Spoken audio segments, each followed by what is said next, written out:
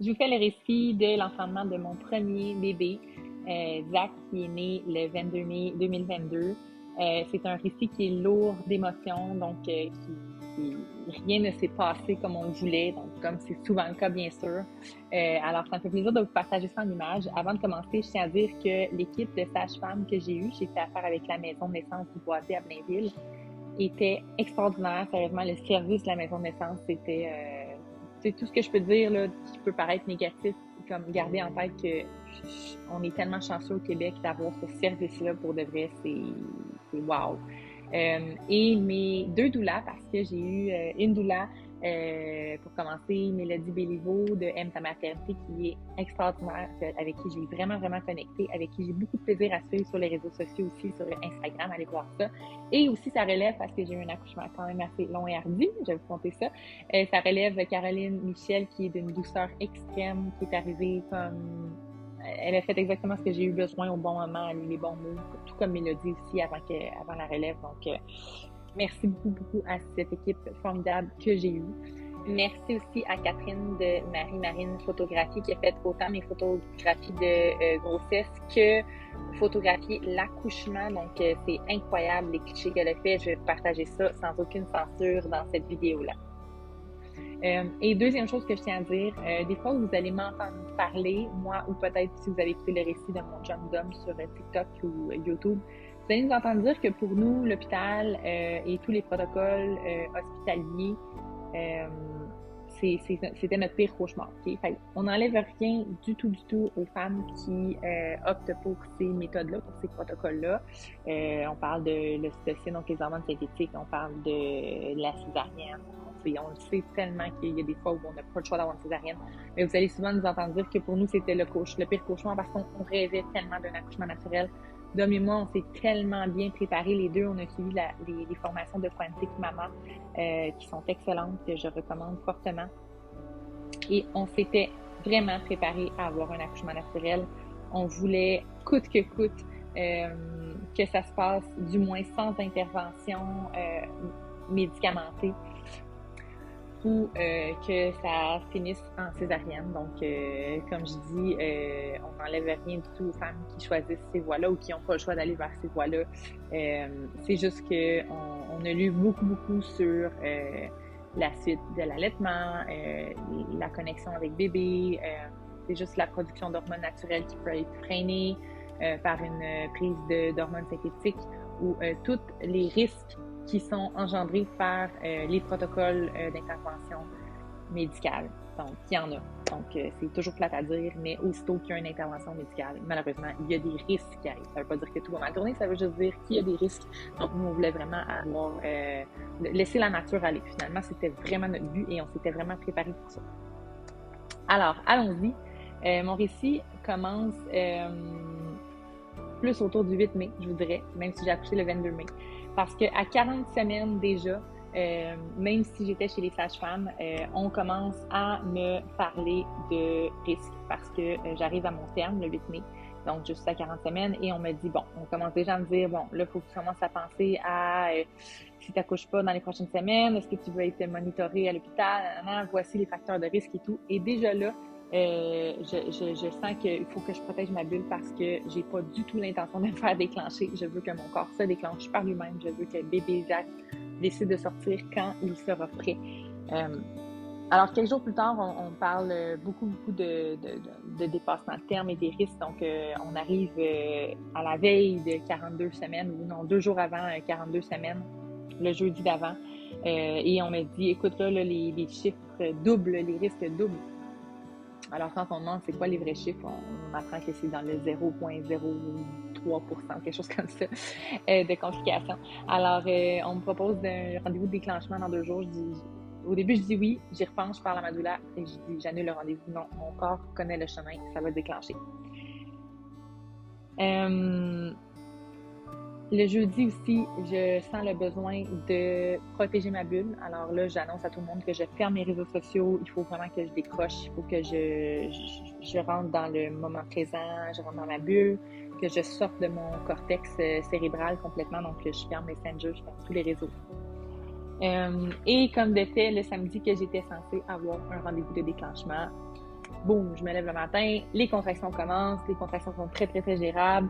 Je commence à dire à demain, OK, c'est peut-être du pré-travail, c'est peut-être pas pour aujourd'hui, mais bon, j'ai des contractions, fait que ça commence, c'est bon signe. Je perds un bout de bouchon aussi muqueux.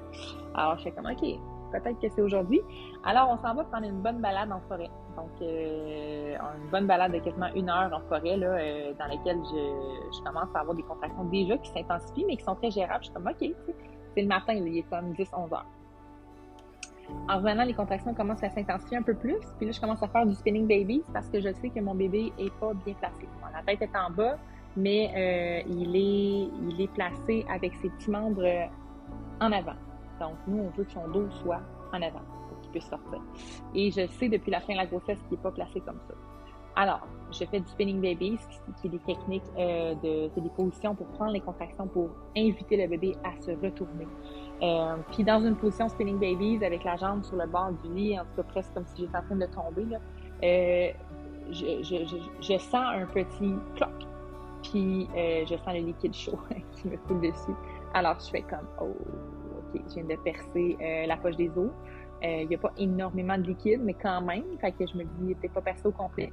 J'annonce à Dom que je perds les os. Et là, mon Dom, qui est un peu dans le déni, je pense.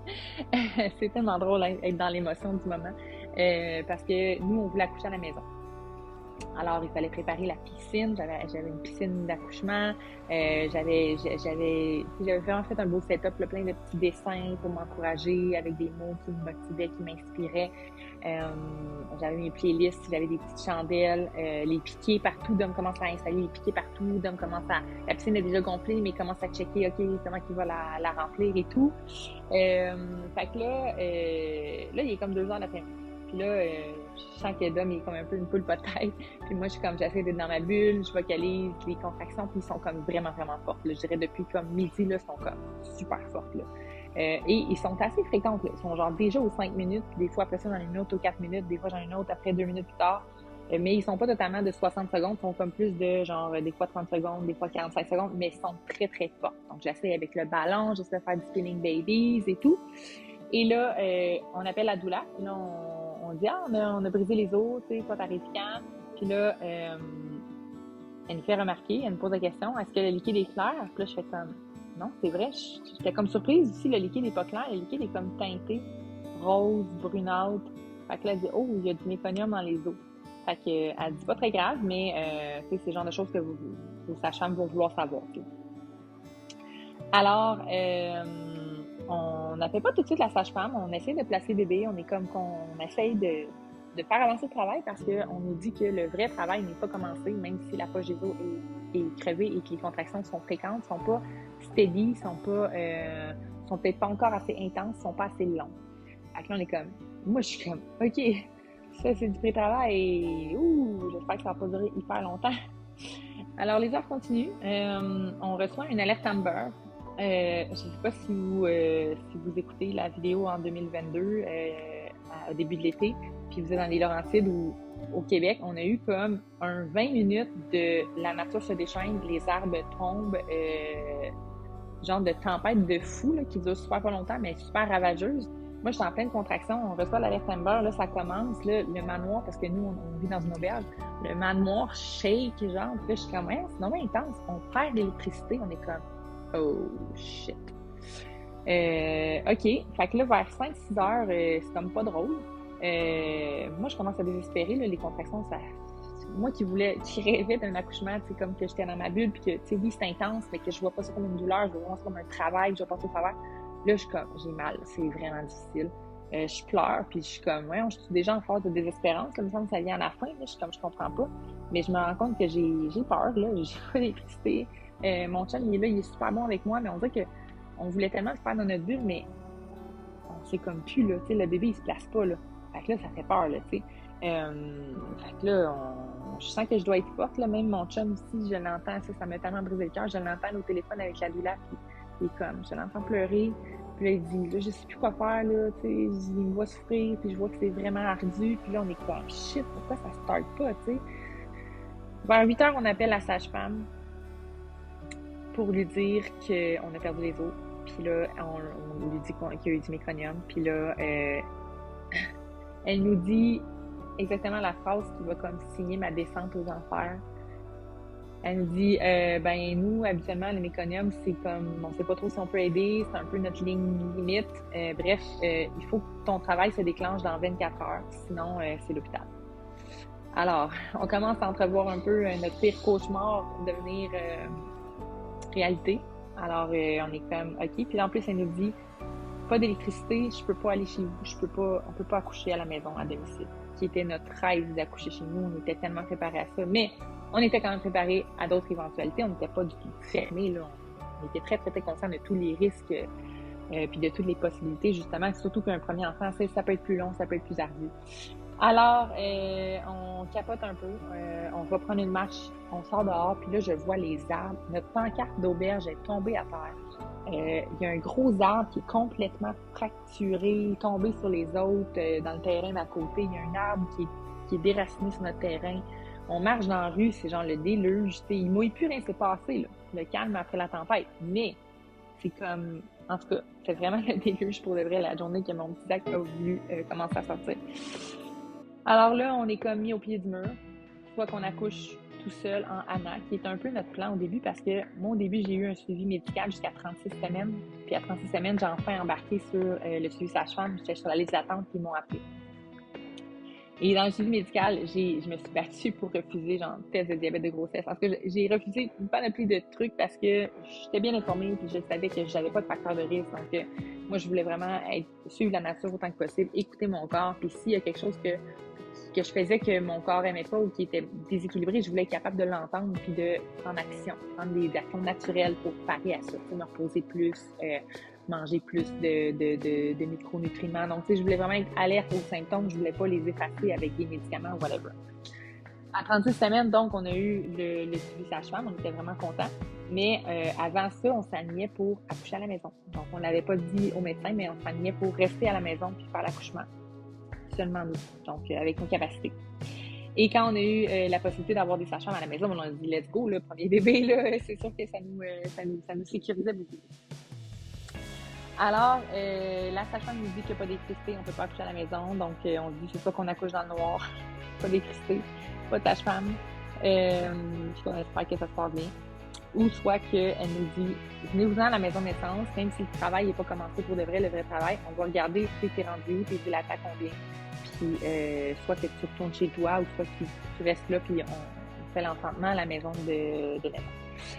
Déjà, c'est un méga deuil qu'on a de partir de chez nous pour accoucher à la maison de naissance. Mais je me sens désespérée, Dom aussi, on s'en bout de ressources, on est comme, OK, on abdique, pour de vrai, genre, let's go. On s'en perdu, mais là, il est comme près de 22 heures, puis j'ai presque rien mangé de la journée, je me sens à bout de force déjà. Je suis comme, le travail n'a même pas commencé. Mes contractions ont commencé à 10 heures le matin, il est 10 heures le soir, ça fait 12 heures que j'ai des contractions très, très, très rapprochées et quand même très intenses. Sérieusement, là, à partir du moment où j'ai brisé les os à 2 heures l'après-midi jusqu'à temps que j'ai accouché, 24 heures plus tard, j'ai pas senti tant de montée d'intensité. Juste pour vous dire, mes contractions étaient très intenses du début à la fin de mon accouchement. Au total, les premières contractions jusqu'au lendemain, ça a duré quelque chose comme plus que 24 heures.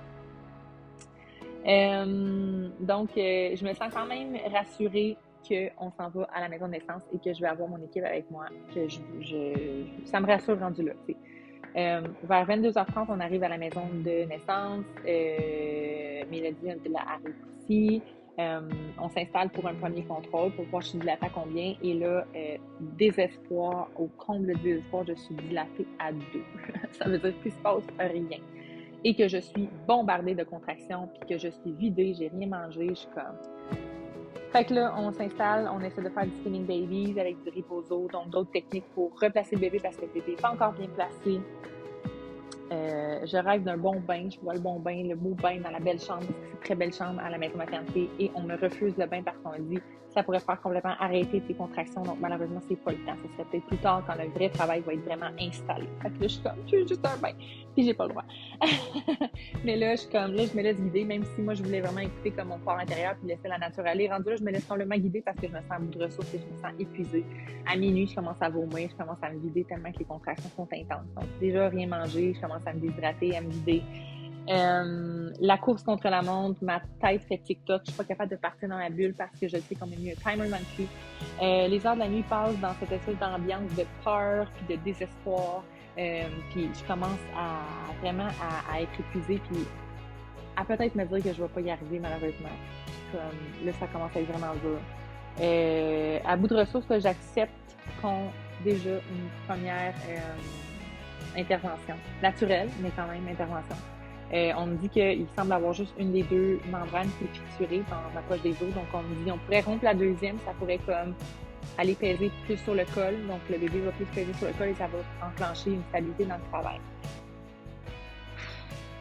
J'accepte. Puis mon chum, plus tard, va me dire qu'il se sentait à côté de moi parce que c'est à fort la longue aiguille. Ça fait pas mal en soi, là, mais c'est comme une intervention qu'on ne voulait pas. Puis Dom, plus tard, me dit j'étais à côté de toi, je te tenais la main, là. Puis je me sentais comme si tu te faisais violer. Là. C'était comme vraiment intense. Moi puis Dom, on est vraiment alignés sur nos convictions. Puis il est tellement fort avec moi, il était tellement présent. Fait que, on a tellement vécu ça dans l'intensité ensemble. On a comme senti qu'on se faisait péter nos convictions une à une avec ça. Mais bon, rendu là, je commençais à dire je veux juste mon bébé. Puis je veux juste mon bébé. Je veux pas aller à l'hôpital. Faites n'importe quoi, mais je veux pas aller à l'hôpital. Encore après, peut-être une heure et demie plus tard, sans que le travail avance vraiment. Et là, je commence à m'imaginer mon pire cauchemar. Je me dis, ça y est, ça va finir en d'arrêt mon affaire. Je suis rendue là. Fait que là, on continue à me parler des risques. Même à un moment donné, j'ai réalisé mon récit d'accouchement parce qu'ils écrivent toutes les sages-femmes à telle heure. On a dit telle affaire, il s'est passé telle affaire. Puis à un moment donné, ça dit juste comme la cliente veut qu'on arrête de lui parler de risques. J'essayais juste de partir puis de me dire, faut que ça arrive, faut que ça arrive. Puis à ce moment-là aussi, dans le milieu de la nuit, je veux juste dormir. Je suis brûlée raide. Tout le monde est brûlé raide. Puis comme, ils me permettent d'avoir un petit comme 20 minutes, 10, 15, 20 minutes, je sais pas, de sommeil, juste pour comme refaire mes forces un petit peu. Je suis à plat, je suis genre à zéro. Puis là, je suis comme, fuck, comment il faut que je passe au travail du travail actif puis de la poussée, c'est genre impensable, je serais jamais capable. Mais ma doula Mélodie me dit exactement les mots que j'ai besoin d'entendre à ce moment-là. Elle me dit, écoute Marika, je sais que tu vois pas ça présentement, là. Marika et Dom me parlent d'eux, je sais que vous voyez pas comment c'est possible présentement, là. Mais Marika, là, t'es capable d'aller pas mal plus loin que ça, là, puis tu vas voir. Quand ça va être le moment venu pour le travail puis la poussée, tu vas avoir l'énergie puis ton corps, il va y aller. Ça m'a vraiment, deep inside, ça m'a vraiment, vraiment parlé, ça m'a vraiment encouragée. Et là, vers la fin de la nuit, fin de la nuit, le vent tourne, là, vers le matin, on commence à me dire, ça fait vraiment longtemps que ma sage-femme est en service, ça commence à être très apte à faire le travail pour moi, donc elle a besoin de se reposer, c'est normal. Même chose, Mélodie me dit, bientôt, comme moi aussi, ça va me prendre ma relève parce que, écoute, juste, mentalement, il faut que je sois alerte, il faut que je sois là. Donc, je commence à plus me sentir à l'aise, plus assez réveillée pour te supporter. Donc, j'ai une relève, inquiète-toi pas, il va y avoir quelqu'un qui va venir pour toi. Donc, le vent tourne, il y a un changement d'équipe. Puis, les deux sages-femmes qui prennent le relais amènent, toute l'équipe, la nouvelle équipe va amener une espèce de vent de fraîcheur ici. Que je pense que j'avais besoin en me sentant à bout de ressources, en tant que ça stagnait beaucoup. Tout le monde était super bon, là, tant la première équipe que la deuxième, mais c'est juste que j'avais besoin de ce changement-là, je pense, à ce moment-là. Puis il y a une sage-femme qui a eu plusieurs enfants, dont son premier qui voulait naturel, qui elle me dit que ça a été très ardu, puis finalement elle a dû accepter des interventions. Elle me dit, écoute, je te propose quelque chose qui m'a vraiment parlé, je te propose un espèce de bootcamp de déclenchement naturel du travail actif. Elle me dit, on se prend un 3-4 heures et on fait tout. Puis quand elle parlait de tout, elle parlait de prendre de l'huile de ricin. Ça, c'est dégueu, là. C'est genre un verre avec de la vodka, du jus d'orange, puis genre ça d'huile de ricin, là. C'est genre gross. Tu brasses, tu vois ça, c'est gross. Les effets secondaires de ça, c'est vomissant, diarrhée. Puis là, moi, je suis déjà vidée, là. J'ai vomi, j'ai plus rien dedans, ça va être quoi, tu sais. Fait que Même quand il me l'amène au début, parce que quand j'ai dit oui, je le regarde et je vomis. Je suis juste comme pas capable. Je suis comme, ouais, c'est dégueulasse. Mais bon, je me dis, écoute, il faut ce qu'il faut. Fait que huile de ricin, tire-lait, donc plusieurs séances de tire-lait, des séances de genre 1 heure, parce que ça fait augmenter l'ocytocine naturelle. Donc, ça intensifie les contractions aussi. Un gros stripping intense pendant les contractions, genre de 2 minutes, avec un doigt, là, comme à te ravage l'intérieur. Je l'ai fait. C'était horrible.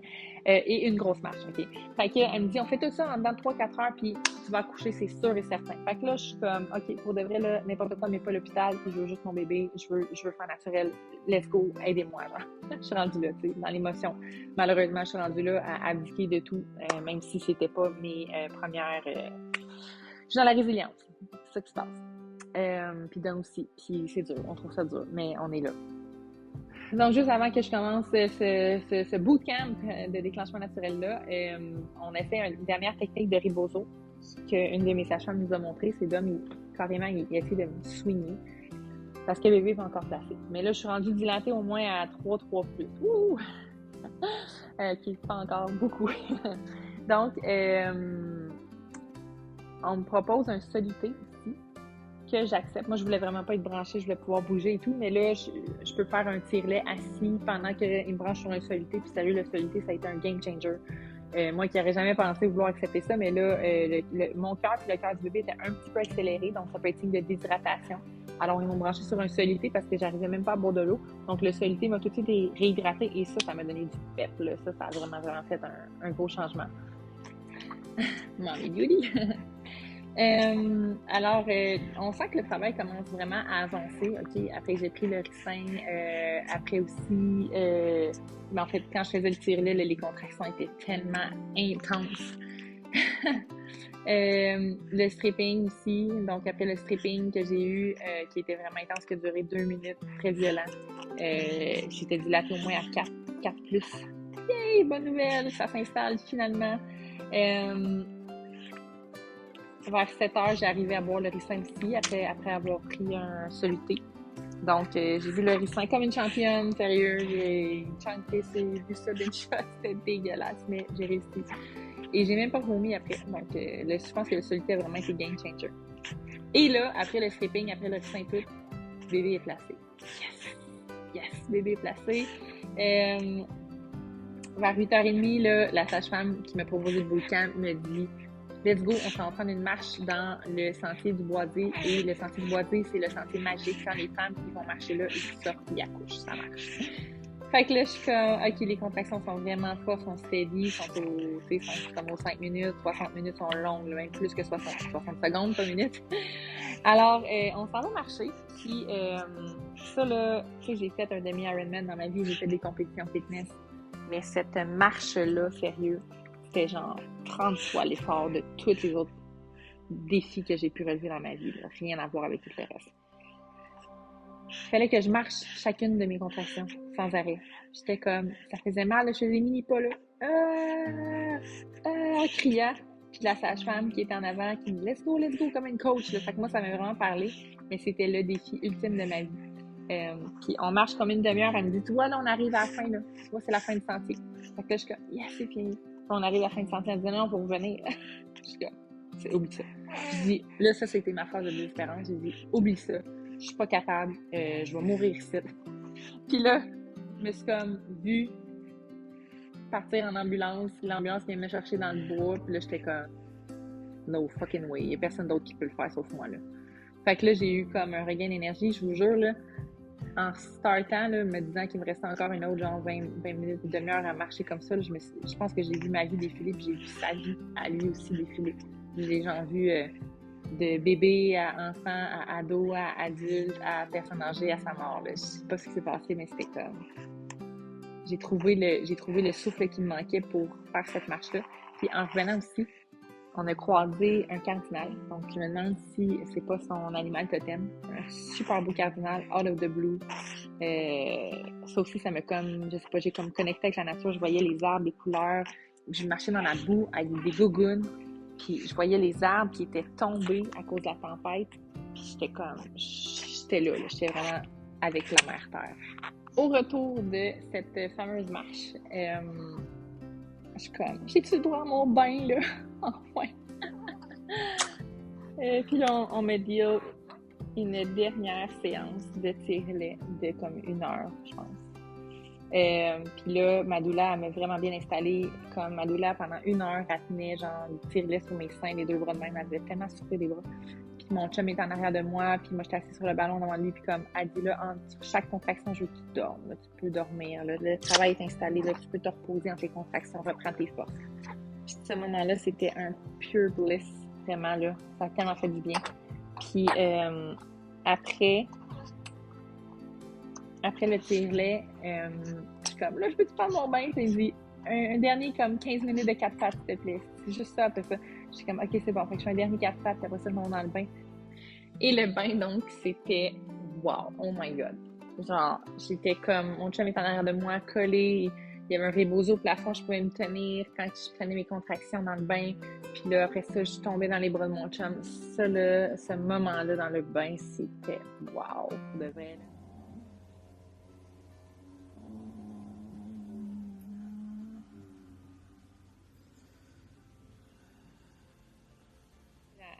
Je commence à dire, je suis comme plus à l'aise d'être assis dans le bain, là, parce que, genre, je sens que tout s'ouvre, là, tu sais. Fait que là, ma douleur est comme, check donc si tu vas sentir sa tête. Fait que là, j'introduis un doigt, puis là, je vais toucher, puis là, je sens sa petite tête. Puis là, je suis comme, oh my God, fait qu'il y a un contrôle, puis là, vraiment comme, ben en fait, même, ouais, non, il n'y a même pas de contrôle. Je pense que la sage-femme est comme, ok, là, c'est beau, là. À ce moment-là, rendu là, tu fais ce que tu veux, vas-y, on te laisse aller complètement, là. Tu vas où tu veux, tu fais ce que tu veux, tu pousses quand tu veux. Fait que là, c'est comme la joie, là, je le sais que je suis enfin arrivée au moment qui reste à pousser, puis là, je suis comme, puis à la limite, là, entre les contractions, là, je commence à vraiment comme sourire, puis être bien, puis à dormir dans le bain. Puis là, maintenant, je suis comme, OK, là, j'ai plus aucune position, je suis bien. Là, ça devient vraiment, vraiment intense. Fait que là, je sors, je me lève debout, mon chum, on s'enlace, on danse une couple de contractions. Ça, c'était vraiment un beau moment aussi. Et là, je me dis, là, je m'installe sur le lit parce que moi, mon rêve, c'était d'attraper mon bébé avec mes mains. Puis mon chum m'avait dit, j'ai une vision, je pense que je t'ai vu dans quelle position tu vas accoucher, j'ai hâte de voir si ça va être, si ma vision était bonne. Finalement, elle était bonne. J'allais voir. Alors, je m'installe sur le lit, je commence à faire un petit peu de position style en lunge, sur le ballon, à 4 pattes. Puis là, je sens que les contractions sont vraiment fortes. Je me sens dilatée, je commence à sentir à m'ouvrir et là je commence à sentir le désir de pousser et je commence à rugir en poussant, à prendre un break quand je sens que bébé et moi on a besoin d'un break. J'attends patiemment le ring of fire. Un moment donné, je commence à sentir que quand ça brûle, puis là, ça c'est vraiment hot, là, un bon truc, là. Les sages-femmes ou je sais pas qui me dit, je vais te mettre un petit peu d'huile d'amande douce sur tes doigts, puis masse-toi où tu sens que ça commence à étirer puis à brûler plus. Fait que je masse le périnée, moi je sens que ça brûle un petit peu plus en haut au niveau de la vulve, donc je masse un petit peu plus mes lèvres. Puis un moment donné, dans une poussée, je sens une petite déchirure comme au niveau de la vulve, mais je le sais, j'en suis consciente, je suis comme, c'est correct, c'est fine, c'est rien de grave, je continue de pousser, à ralentir. Il y a beaucoup de méconium qui sort encore, donc je vois que les sages-femmes écoutent beaucoup le cœur du bébé. Un moment donné, j'essaie de tasser, je suis comme, on va bien, je suis connectée à mon bébé, je sais que ça se passe bien. Puis, en plus, la photographe, Catherine, qui est excellente, qui fait des photographies de grossesse, de maternité, mais aussi d'accouchement, est arrivée juste avant la poussée, donc exactement au bon moment. C'est pour ça qu'on a des si belles photos que ça. Puis là, à ce moment-là, dans la poussée, là, je flotte entre les contractions. Là. Il y a même des photos où on me voit sourire, mon chum me donne de l'eau, je prends de l'eau, mon corps est bien, je suis bien, je me sens en sécurité, je me sens en bonne place, j'ai totalement confiance en mon corps, totalement confiance en mon bébé, tout va bien se passer. Ça y est, plus que quelques minutes et je vais le tenir dans mes bras. Vraiment, là, pour les dernières contractions, je me place en position guerrière, donc un pied sur le sol, un genou sur le sol, et j'attrape la tête de mon bébé dans ma main, je le sens, il est là, ça y est. Et quelques autres poussées plus tard encore, je sors, j'accompagne la sortie du corps avec mes mains. Même à un moment, j'aurais pu sentir que j'aurais pu avoir un orgasme, donc mon clitoris était vraiment comme à vif dans le bon sens. Mais bon, étant ma maison maternité et tout, je sentais que c'était pas la place pour, on dirait, il y avait trop de monde dans la salle. Mais avoir été chez moi, je sens que j'aurais pu avoir une délivrance du bébé orgasmique. Mais bon, peut-être pour un autre accouchement. Ça aurait été bienvenu après toutes ces heures d'efforts et de douleur. Quand bébé Isaac est sorti, instantanément, j'ai été en amour fou raide. L'ocytocine était à son maximum, l'hormone de l'amour. Mon chum pleurait, c'était un beau moment, mais on s'est un peu senti que ce moment-là, encore une fois, on s'est fait péter une de nos convictions parce que nous, on voyait des vidéos, des documentaires où tout le monde s'activait sur le bébé, mettait des pompes, enlevait les sécrétions, déroulait le cordon alors que la mère peut très bien le faire, tu sais, souvent on le voit puis on peut le faire nous-mêmes. Et là, ils m'ont expliqué plus tard, les sages-femmes, qu'il y avait beaucoup de méconium et que le bébé il avait vraiment besoin de s'il y avait un tour de cordon, donc j'aurais pu le faire, mais ils l'ont fait tout de suite, ils me l'ont comme enlevé, puis ça a pris, tu sais, 3 secondes pour de vrai, là, enlever les sécrétions, tour de cordon, l'éponger un petit peu, mais pas l'éponger, mais juste le stimuler un petit peu. Mais ces 3 secondes-là, pour moi, étaient comme, puis mon chum aussi était comme, voyons, laissez-la faire, là, calmez-vous, là. Mais bon, vu qu'il y avait beaucoup de méconium, il voulait juste s'assurer que le petit bébé allait respirer vite parce que les premières secondes, pour lui aussi, comptent extrêmement. Faut pas qu'il se vide de son énergie, il faut qu'il soit vite réactif. Donc, j'ai compris ça, mais ça a quand même été très éprouvant pour moi. J'en ai pleuré beaucoup. Petit bébé aussi, après, il y avait des vannes, donc ses narines battaient et sa cage thoracique tirait, donc petit signe de détresse respiratoire. Donc, les sages-femmes m'ont dit, il va peut-être falloir l'aspirer. Donc, c'est une petite machine, il y a comme des tubes dans le nez, dans la bouche. Et je voulais pas, j'ai comme, il y a quelque chose qu'on peut faire pour essayer de l'aider. Puis, il était comme, on peut le mettre au sein vraiment rapidement. Donc, moi, je voulais vraiment laisser mon bébé grimper au sein, trouver le sein par lui-même. Mais encore une fois, on m'a rushé un peu ça, l'allaitement. Heureusement, le bébé a trouvé assez vite. Il a fallu que je l'aide et tout, mais il y a eu une bonne prise, ça a trouvé assez vite. Donc, j'ai pris le temps de bien l'allaiter tout de suite en sortant. Le placenta aussi, on m'a été un peu rushé. Donc, 20 minutes, on m'a laissé 20 minutes. On est venu me dire, OK, ça serait le temps maximal pour délivrer le placenta. Donc, est-ce que tu veux qu'on te le sorte? Non, laissez-moi faire, s'il vous plaît. Dites-moi un peu comment faire, mais je vais y arriver. Parce que d'habitude, moi, je pensais que j'attendais une contraction, puis je l'expulsais juste en poussant ou en tirant doucement. Mais, donc, comme j'avais pas de contraction, mais je me sentais quand même bien. Ma doula, Caroline, a dit prends une bonne sniff de la tête de ton bébé là, pour créer un rush de cytocine, puis ça va t'aider à expulser le placenta. Et c'est ce que j'ai fait. Ça sent tellement bon, la tête de mon bébé. Oh my God! Je sens une bonne sniff, je tire doucement sur le cordon et le placenta se délivre. Et quelle délivrance! Hein? On se dit waouh, ça c'est comme c'est fini, c'est fait, tout est fait. J'ai mon bébé, j'ai ma famille, waouh! On n'était vraiment pas rushé à couper le cordon, pas du tout. Puis même encore que là, bébé avait encore des petits signes pour la détresse respiratoire, donc on a accepté les tubes et tout. J'ai pleuré, j'ai gardé un poids sur moi. C'était éprouvant pour moi de le voir se faire enfoncer des trucs comme ça, mais bon. Une chance que ça a été fait parce qu'après ça s'est calmé un peu, mais ils m'ont dit encore un peu de signes. Là, j'ai dit, est-ce qu'on peut prendre un bain en famille puis comme prendre le temps d'atterrir? Puis ils étaient comme, oui, ok, c'est bon, on va vous laisser un petit moment. On est allé prendre un bain, le placenta encore attaché sur le bord du bain, le bébé sur moi en peau à peau, papa en boxeur dans le bain. Ce moment-là était très plaisant aussi de me laver. Parce que c'est assez messy un accouchement naturel. Et en sortant, ben, comme de fait pendant le bain, le bébé s'est calmé puis il n'y avait plus de signes de détresse. Et c'est juste quelques heures plus tard que papa Dom a coupé le cordon et que notre mission de famille avait été accomplie. Donc, on a pu retourner à la maison le lendemain. On a dormi à la maison de naissance. On s'est fait nourrir à la maison de naissance. C'est un service qui était exceptionnel. C'était wow.